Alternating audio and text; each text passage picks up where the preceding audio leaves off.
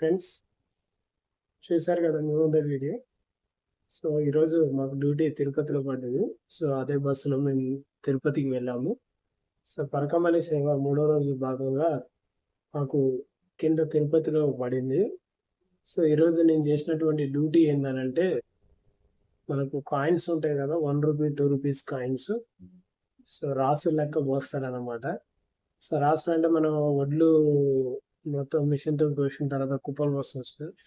So అట్లా కుప్పలు పోసాలన్నమాట. దాంట్లో నుంచి మనం 1 rupee coin 2 rupees coin separate చేయాలి.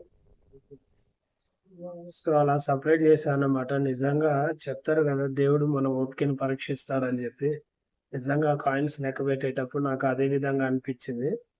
సో కానీ చాలా చక్కగా జరిగింది. సో కింది తిరుపతి పొద్దున్నే చెప్పాను కదా 6:30కి తీసుకెళ్లారని చెప్పి.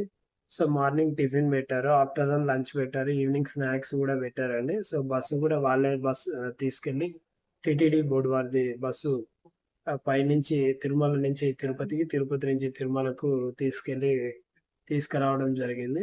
సో ఎందుకు ఇంత లేట్ అయిందంటే, అప్డేట్ కోసం రాగానే స్నానం చేసి నేను దర్శనానికి వెళ్ళిపోయానండి. సో దర్శనానికి వెళ్ళొచ్చిన తర్వాత నా మిత్రులు కొంతమంది ఫోన్ చేసి లడ్డూలు అడగడం వల్ల, అక్కడ లడ్డూ కౌంటర్స్ దగ్గర కొంచెం బిజీ ఉండడం వల్ల అక్కడ లడ్డూలు తీసుకోవడం చాలా ఇబ్బంది అయింది.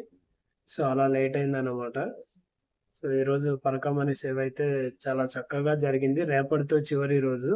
సో రేపు 12:30, 1 వరకు సేవ అయిపోతుంది. అయిపోయిన తర్వాత భోజనం చేసి పిల్లగాళ్ళకి ఏమైనా కొనుక్కొని అట్నుంచి అంటే కిందికి వెళ్ళిపోయి ట్రైన్ క్యాచ్ చేసి ఇంటికి వెళ్ళిపోతాను. సో రేపు అప్డేట్ ఇస్తాను. సో మన వీడియోస్ రెగ్యులర్గా వాచ్ చేస్తున్నారు కానీ ఎవరు కూడా సబ్స్క్రైబ్ చేయడం లేదు. ప్లీజ్ సబ్స్క్రైబ్ చేయండి, లైక్ చేయండి, కామెంట్ చేయండి.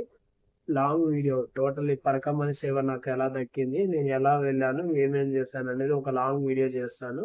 ఆ లాంగ్ వీడియో కోసం మీరు అందరూ వెయిట్ చేయండి. ప్లీజ్ సబ్స్క్రైబ్ చేయండి.